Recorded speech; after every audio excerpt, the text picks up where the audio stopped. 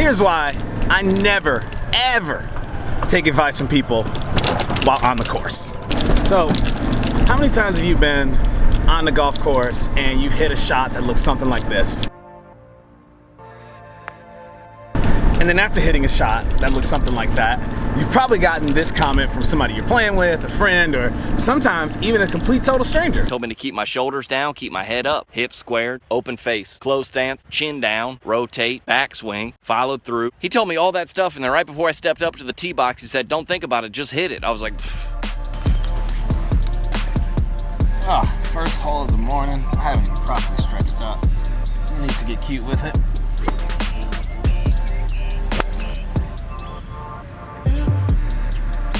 Perfect.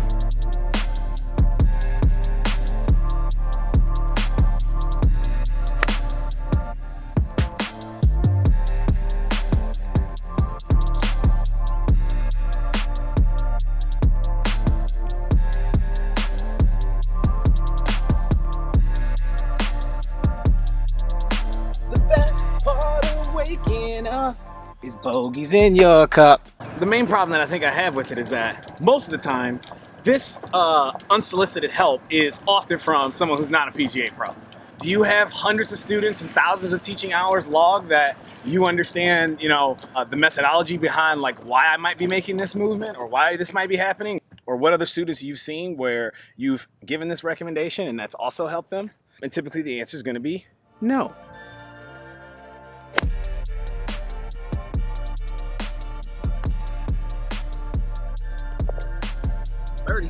I'm not a PGA pro, but I play one on TV. And I'm not trying to dog people on the golf course that like give feedback or give tips. Like, I understand. You're trying to help someone and you're giving what you think is valuable feedback. But what you have to understand is the movements and the swing thoughts that we all have so individually specific to you. And disclaimer below, I'm not a PGA pro. I'm only sharing my struggles with trying to get better because I think it's very informative. Oh, this is a wet course to look at what it's like to go from a mid-handicap into becoming a better player.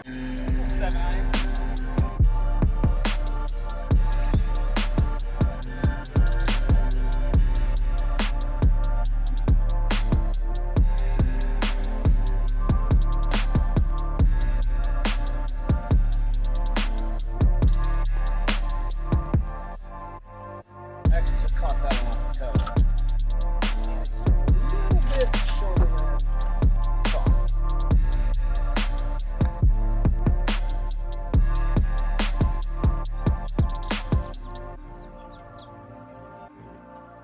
Occasionally, chipping comes together and get a par.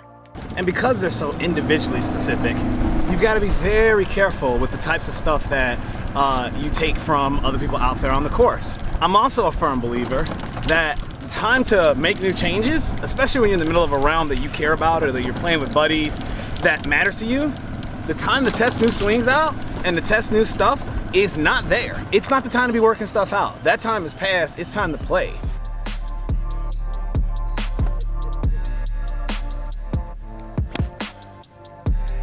Absolutely blitz that over the back of the green with an 8.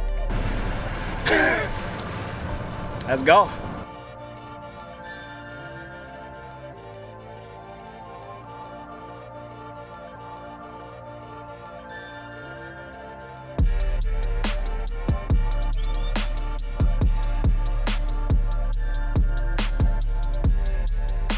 I like to take my time during high stress situations like that. That lie, it was behind the green, it was in a little bit of a rough patch, it was sat down, I had a 50, wasn't the perfect club for it. That's how doubles happen. You look at pros and you have to realize, and not to compare ourselves to pros all the time, but you have to realize that before they take something out in a tournament or on the course, like they've practiced it thousands of shots probably, if not even more. Like you're not walking into an environment with an untrained shot.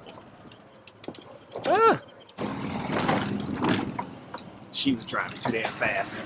Oh, we're going through the tunnel. And you're not going to a course with an untrained shot.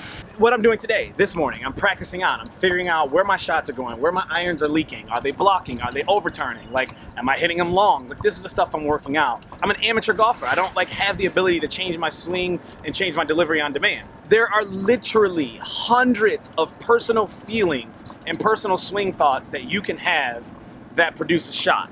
I have no idea why you're doing that. The person standing next to you has no idea why you're doing that. And all this oh, open your hips, drop your elbow, do all this other stuff. You have no idea if that's gonna help you. You hit the ball right and it sliced because your face was open. How you're gonna close it, I don't know. There's a lot of different ways to skin a cat, and that's kind of golf. You have to experiment with some stuff. I'm not suggesting that people's tips on courses can't be important or helpful. If you feel like it's something that you should give a try, absolutely give it a try.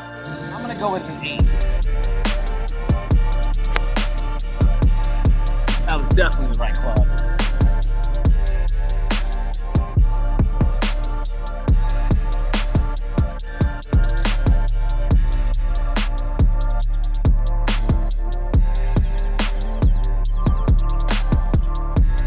I think another reason that also happens is because I am so guilty of hitting a shot and doing this.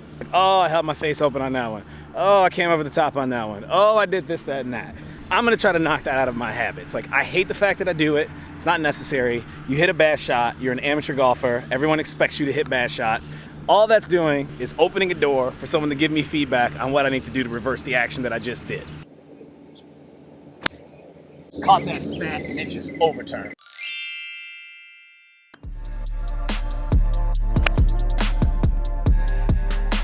I'm gonna try to get this one up and down. I got one more hole to finish. I've had enough golf for today. No, is there any such thing as too much golf for one day?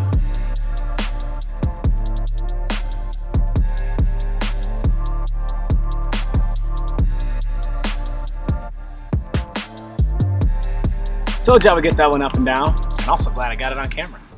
I think the place for learning is on the course, absolutely. But I don't think the place for learning on the course is during one of your rounds. That's not the time to be fixing stuff. It's not the time to be taking advice. If you're having a bad shot and golf is getting away from you, work with what you got. I've shot a 79 managing a slice. It is doable. You can score low, and you can play good golf with a ball flight that you don't particularly like or an unideal swing. I'm gonna take a 7-iron. I do love this hole.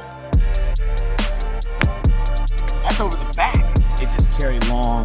There's the pin right there, and it just pitched right there.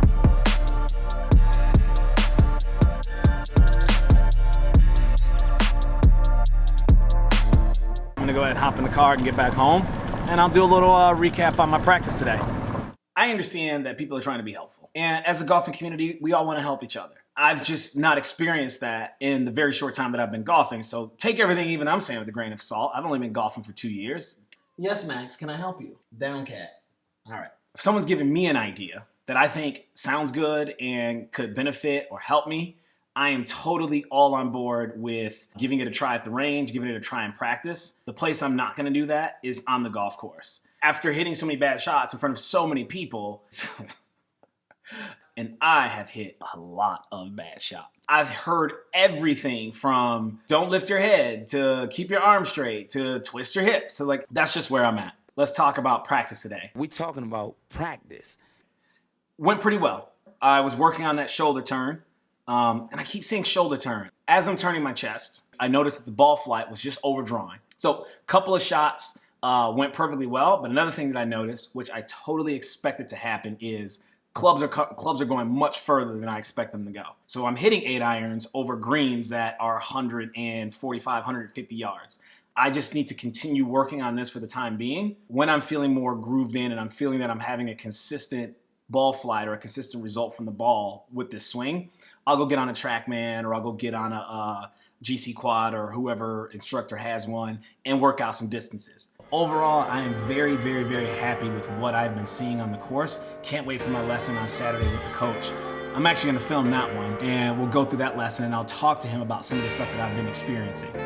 Deuces, people. Let's keep it moving.